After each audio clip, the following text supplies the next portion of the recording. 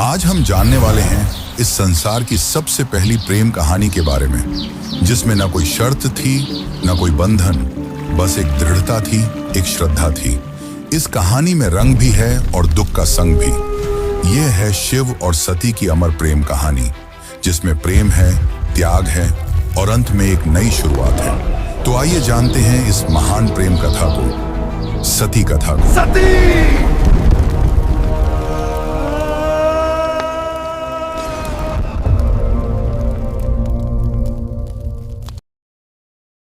सृष्टि के आरंभिक काल की बात है, जब ब्रह्मा ने अपने मानस पुत्रों को रचा। उन्हीं में से एक थे दक्ष प्रजापति, अत्यंत बुद्धिमान परंतु उतने ही अहंकारी। दक्ष को अपनी योग्यता, अपनी शक्ति और अपने सृष्टिकर्ता के कुल से उत्पन्न होने का बड़ा अभिमान था। उसने वर्षों की तपस्या की और देवताओं से वरदान पाए संतान की प्राप्ति के लिए। उसकी यह तपस्या रंग लाई और उसे एक अत्यंत दिव्य कन्या की प्राप्ति हुई, वही जिसे हम आज देवी सती के नाम से जानते हैं। सती का जन्म किसी साधारण कन्या की भांति नहीं हुआ था। उनका स्वरूप स्वयं शक्ति का अंश था। कहते हैं वह स्वयं आदि शक्ति का अवतार थी। दक्ष को अपनी पुत्री पर गर्व था, लेकिन साथ ही उसके मन में एक अभिलाषा थी कि वह अपनी इस कन्या का विवाह किसी महान देवता, किसी वैभवशाली राजकुमार या किसी प्रतिष्ठित गृहस्थ से करेगा। उसे यह कल्पना भी नहीं थी कि उसकी पुत्री का हृदय वहां बन चुका है, जहां वैभव का कोई मोल नहीं, जहां वैराग्य ही आभूषण है, भगवान शिव। देवी सती बचपन से ही विचित्र स्वभाव की थी। अन्य कन्याओं की तरह ना तो उन्हें श्रृंगार में रुचि थी, ना ही राजसी जीवन की भव्यता में। जब जब वह शिव की चर्चा सुनती, जब किसी आर्षि द्वारा शिव की महिमा का वर्णन होता, उनका हृदय गहरे भावों से भर उठता। शिव जो श्मशानवासी हैं, जो मृग चर्म धारण करते हैं, जो भस्म रमाते हैं और सर्पों को आभूषण की तरह पहनते हैं। आम कन्याओं के लिए यह भय का कारण होता, पर सती के लिए यही शिव उनके अंतर्मन में बस चुके थे। धीरे धीरे यह आकर्षण भक्ति में बदला और भक्ति प्रेम में। अब सती का एक ही लक्ष्य था, शिव को पति रूप में प्राप्त करना। पर यह मार्ग आसान नहीं था। जब दक्ष को सती की इच्छा का आभास हुआ तो वह क्रोधित हो उठा। उसकी आंखों में तो शिव एक जंगल में भटकने वाले योगी मात्र थे। उसने सती को समझाने का प्रयास किया कि वह किसी योग्य, राजसी और सम्माननीय वर को चुने, पर सती अब निर्णय कर चुकी थी। उन्हें किसी धन, वैभव या पद की आवश्यकता नहीं थी। उन्हें चाहिए था वह परम पुरुष जो संन्यास में भी पूर्ण है, जो मौन में भी संपूर्ण है। और इसी लक्ष्य के लिए सती ने आरंभ की कठोर तपस्या। पर्वतों की गुफाओं में प्रचंड वायु और वर्षा के बीच सती ने भोजन तक त्याग दिया। उन्होंने पृथ्वी पर बैठकर खुले आकाश में बिना निद्रा के केवल शिव के ध्यान में लीन रहकर दिन, सप्ताह और महीनों का तप किया। देवताओं तक को आश्चर्य हुआ कि एक कन्या इतनी कठोर तपस्या कैसे कर सकती है। और जब उनकी तपस्या की अग्नि ने त्रिलोक को प्रभावित करना शुरू किया, तब अंततः भगवान शिव ने उनकी भक्ति को स्वीकार करने का निर्णय लिया। पर यह तो आगे की कथा है। अभी तो एक पिता के अहंकार और एक पुत्री के समर्पण की टकराहट शुरू हुई है। जहां एक ओर दक्ष चाहता है कि सती उसके राजनैतिक सपनों की सीढ़ी बने, वहीं दूसरी ओर सती हर सांस के साथ शिव का नाम जपती है। यही संघर्ष इस प्रेम कथा की पहली चिंगारी है, एक ऐसी चिंगारी जो आगे चलकर एक भीषण अग्निकांड बन जाएगी। सती अपनी तपस्या में लीन थी। उनका एकमात्र उद्देश्य था शिव की प्राप्ति। अनंतः उनकी भक्ति से प्रसन्न होकर शिव प्रकट हुए। शिव मुस्कुराए और एक क्षण में वह उस तपस्विनी के समक्ष प्रकट हो गए। जैसे ही सती ने अपनी आंखें खोली, उनके सम्मुख खड़े थे वही जिनके लिए उन्होंने सब कुछ त्याग दिया था। शिव ने उनके तप, प्रेम और अटल श्रद्धा को देखा और कहा, हे देवी, तुम्हारा प्रेम मुझे बाध्य करता है। आज मैं तुम्हें अर्धांगिनी के रूप में स्वीकार करता हूं। इस वचन के साथ पूरे ब्रह्मांड में आनंद की लहर दौड़ गई। देवताओं ने पुष्प वर्षा की और फिर आया वह शुभ दिन जिसका साक्षी स्वयं ब्रह्मा, विष्णु और सारे लोक हुए। शिव और सती का दिव्य विवाह। शिव बारात लेकर स्वयं कैलाश से निकले, पर यह कोई साधारण बारात नहीं थी। इसमें भूत, प्रेत, पिशाच, नाग, सिद्ध, योगी, अर्षि, देवता सब सम्मिलित थे। शिव की सवारी नंदी थी, शरीर पर भस्म, जटा से गंगा, गले में नाग। यह स्वरूप देख सभी स्त्रियां भयभीत हो उठी, पर सती के चेहरे पर गर्व था। उन्हें अपने शिव पर गर्व था। वैभव नहीं, सत्य का स्वरूप थे वह। विवाह का आयोजन राजसी नहीं था, पर दिव्यता से भरा हुआ था। स्वयं ब्रह्मा ने मंत्रोच्चारण किया, विष्णु ने कन्यादान किया और समस्त लोगों ने इस मिलन का स्वागत किया। यह केवल दो आत्माओं का नहीं, सृष्टि के दो मूल तत्वों शिव और शक्ति का मिलन था। लेकिन इस भव्य विवाह में एक स्थान रिक्त रहा। सती के पिता दक्ष प्रजापति, वह नहीं आए। ना ही कोई संदेश भेजा, ना ही कोई आशीर्वाद, क्योंकि उनके लिए यह विवाह एक अपमान था, एक चुनौती उनके अभिमान को। उनके अनुसार यह मिलन योग्य नहीं था। और यहीं से प्रारंभ हुआ उस अग्निकथा का बीज, जो आगे चलकर पूरे यज्ञ को जला देगा। समय धीरे धीरे बीतता है। कैलाश पर्वत पर प्रकृति की गोद में शिव और सती अपना वैवाहिक जीवन शांतिपूर्वक और आनंद से व्यतीत कर रहे हैं। कैलाश की गुफाएं, मंदाकिनी की कलकल धारा और बर्फीली हवाएं सब साक्षी थीं उस दिव्य प्रेम की जो समय और शब्दों से परे था। लेकिन इसी बीच एक और स्थान पर कुछ और ही चल रहा था, राजा दक्ष के मन में। सती के शिव से विवाह को वह अभी तक स्वीकार नहीं कर पाया था। हर बार जब कोई शिव की महिमा का गुणगान करता, दक्ष की भौहें तन जाती। उसे लगता कि शिव ने उसकी पुत्री को अपनी योग्यता से नहीं, किसी छल से प्राप्त किया है। वह अपनी सत्ता, अपना रुतबा, अपनी श्रेष्ठता सिद्ध करना चाहता था, और उसी घमंड ने उसे एक विशाल यज्ञ के आयोजन की प्रेरणा दी। दक्ष ने यज्ञ का आयोजन बड़ी धूमधाम से किया। ऐसा यज्ञ जिसमें समस्त देवताओं, ऋषियों, सिद्धों और लोकपालों को निमंत्रण भेजा गया। ब्रह्मा से लेकर इंद्र तक हर कोई आमंत्रित था, परंतु एक नाम उसमें अनुपस्थित था, महादेव शिव का। यह कोई भूल नहीं थी, यह था दक्ष का जानबूझकर किया गया निर्णय। उसने शिव को निमंत्रण नहीं भेजा क्योंकि उसका अहंकार उसे यह स्वीकार नहीं करने देता था कि उसकी पुत्री ने उस योगी से विवाह कर लिया, जो ना कोई राज्य रखता है, ना कोई वस्त्र, और जो श्मशान का वासी है। दक्ष को लगता था कि शिव को यज्ञ में आमंत्रित करना उसके सम्मान के विरुद्ध होगा। जब यज्ञ की तैयारियां चल रही थीं, उसी समय सती ने इस आयोजन की बात सुनी। किसी ने उनसे कहा, माता, आपके पिता दक्ष ने एक महान यज्ञ का आयोजन किया है, जिसमें सारे देव, ऋषि और ज्ञानी आमंत्रित हैं। वह तो आज पूरे ब्रह्मांड का ध्यान खींच रहा है। यह सुनकर सती का हृदय कांप उठा। उन्हें विश्वास नहीं हुआ कि उनके पिता इतना बड़ा आयोजन कर रहे हैं और उन्हें कोई सूचना नहीं मिली। कुछ समय तक वे चुप रहीं, शायद आशा में कि कोई दूत आएगा, कोई संदेश मिलेगा। लेकिन जब स्पष्ट हो गया कि शिव और उन्हें जानबूझकर न बुलाया गया है, तब उनके भीतर कुछ टूट सा गया। एक ओर पुत्री का धर्म उन्हें पिता के यज्ञ में खींच रहा था, तो दूसरी ओर पत्नी का धर्म उन्हें शिव की मर्यादा का ध्यान रखने को कह रहा था। अंततः सती ने शिव से निवेदन किया, स्वामी, मैं उस यज्ञ में जाना चाहती हूं। शायद यह कोई भूल हो और मेरा जाना उस विघटन को रोक सके। शिव ने सती की ओर गहरी दृष्टि से देखा। वह जानते थे कि यह आमंत्रण विहीन आयोजन एक साधारण यज्ञ नहीं है। उन्होंने शांत स्वर में सती से कहा, हे प्रिय, जहां सम्मान न हो वहां स्वाभिमान को ले जाना व्यर्थ है, और मैं नहीं चाहता कि तुम उस यज्ञ में जाओ जो केवल क्रोध और घमंड से जल रही है।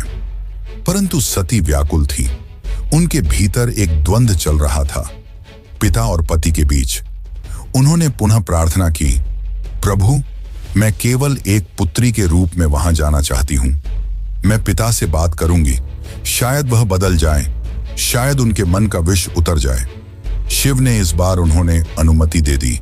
सती ने कैलाश से विदा ली, अकेले, बिना किसी दूत या सम्मान के। वह एक बेटी थी जो अपने पिता से स्नेह की अपेक्षा लेकर जा रही थी, लेकिन उन्हें झांत नहीं था कि उस यज्ञ में उनका स्वागत नहीं, अपमान प्रतीक्षा कर रहा है। सती जब यज्ञ स्थल पर पहुंची तो उनके मन में उम्मीद थी कि पिता के नेत्रों में बेटी को देखकर कोमलता जगेगी, उनके मुख से स्वागत के शब्द निकलेंगे। लेकिन जब उन्होंने यज्ञ स्थल में प्रवेश किया तो सन्नाटा पसर गया। कोई स्वागत नहीं हुआ, कोई आसन नहीं दिया गया, जैसे वो वहां उपस्थित ही न हो। वहां बैठे देवताओं की आंखों में असहायता थी। सती ने पिता की ओर देखा, धीमे स्वर में कहा, पिताश्री, क्या आप नहीं चाहेंगे कि आपकी पुत्री भी इस पावन यज्ञ में सम्मिलित हो? दक्ष ने ठंडी हंसी के साथ उत्तर दिया, पुत्री, जिस दिन तूने उस नग्न भस्म रमाए श्मशान में विचरने वाले औघड़ को अपना पति चुना, उसी दिन तू मेरी पुत्री नहीं रही। दक्ष का स्वर ऊंचा हो रहा था और उसके शब्द जैसे शिव के लिए विष से भरे बाण हो। यह सुनकर सती की आत्मा कांप उठी थी। यह केवल अपमान नहीं था, यह शिव के उस स्वरूप का तिरस्कार था जो समस्त सृष्टि का आधार है।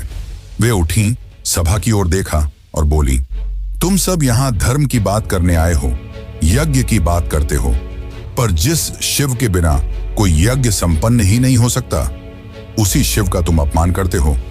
फिर उन्होंने आगे कहा, जिसे तुम औघड़ कहते हो वही काल का भी काल है। जिसे तुम श्मशानवासी कहकर हंसते हो वही मृत्यु से परे है, और जिसे तुम भस्मधारी कहते हो वही भस्म से मोह को जलाता है। उनकी आंखों में आंसू थे, लेकिन स्वर तेज था, ऐसा तेज कि स्वयं देवता भी सिर झुका लें। सभा स्तब्ध थी, कोई उत्तर नहीं दे सका, लेकिन सती का हृदय अब टूट चुका था। उन्होंने कहा, जिस शरीर ने आज मेरे प्रभु का अपमान सुना है, वह शरीर अब इस संसार के योग्य नहीं।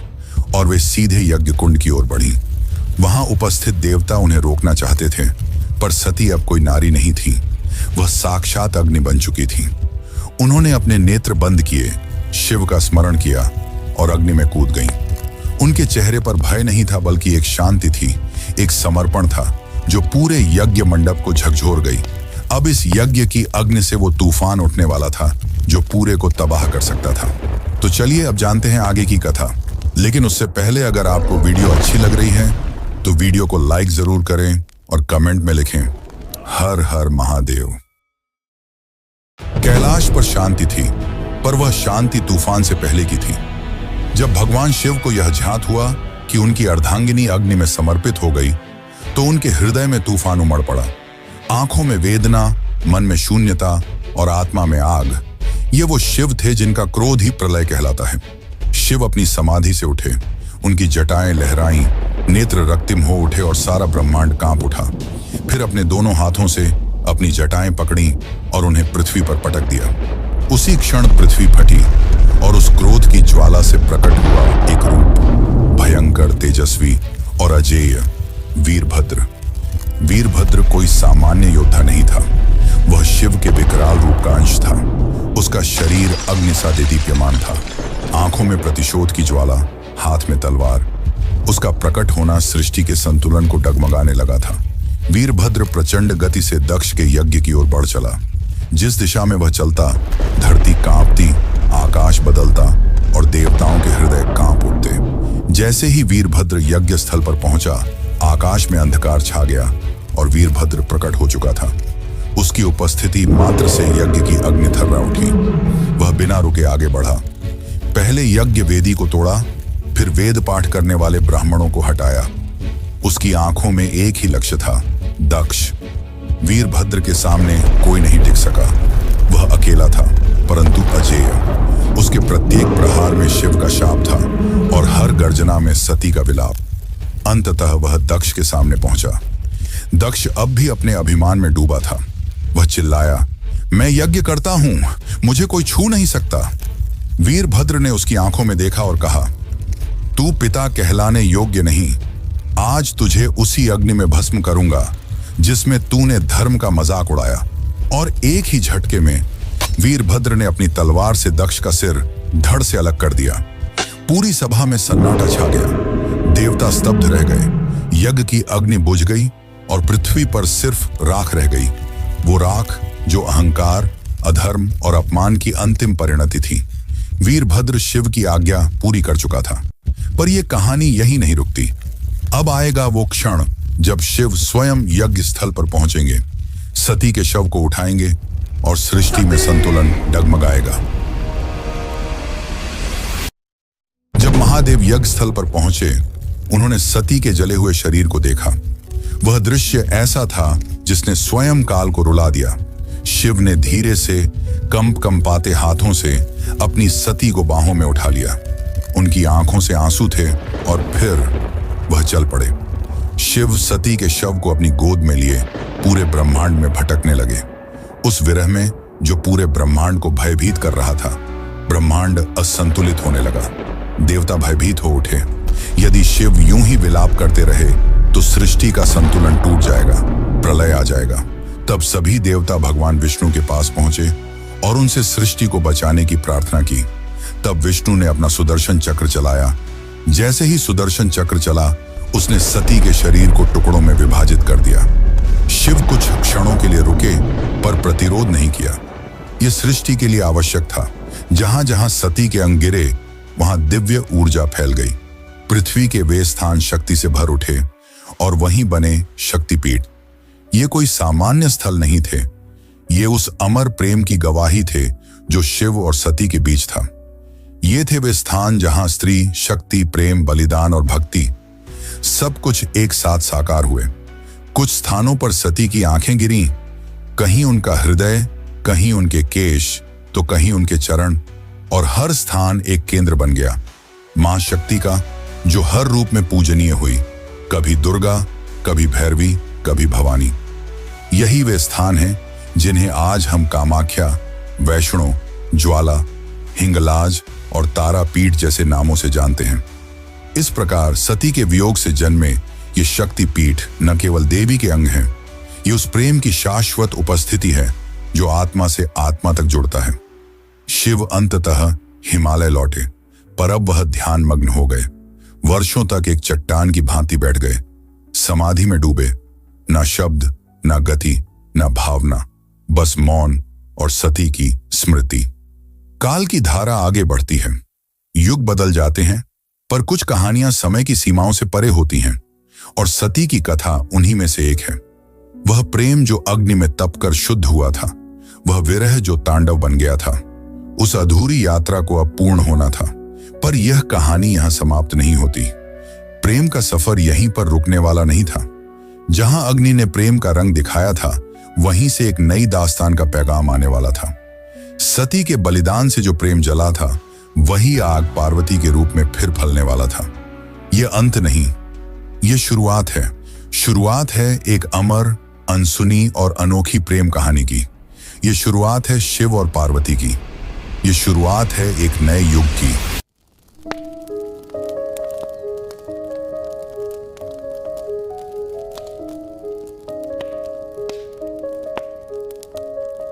तरुण करुण सत्य सारिका अपरिजय शिवरायिका अबला जडपथिर पालिका हरदासिका सदारिका बलनि कुशैकराग्रा नक्तिन रत्ना भवसारिका किलकर्तास्मान स वैष्णव जल्पतो किनो प्रमुञ्च प्रतिधृत नयना मृदता बलनि किमि विव्रता किना प्रशम्य विषकञ्जकं मरमतः सदा सेनादिशति वेदसमर्यां धरे दूरनुभवा भवनिर्वणसुता विनिगीयमाण सर्गा सर्वयस्तोमिनी मता किञ्चयोदास्यमभ्या किन्ना हार्दगुप्तिजातयानं हन्ति त्रच्छ्रुतिबद्धप्रजल्पं क्रुद्धो धरे दुरनुभवा भवनिर्वणसुता हृदि धृतनयनमृदता प्रबलनि किं बिभ्रतः किन प्रशम्य विषकञ्जकं धर्मतः सदा सेनादिशति वेदसमर्यां धरे दुरनुभवा भवनिर्वणसुता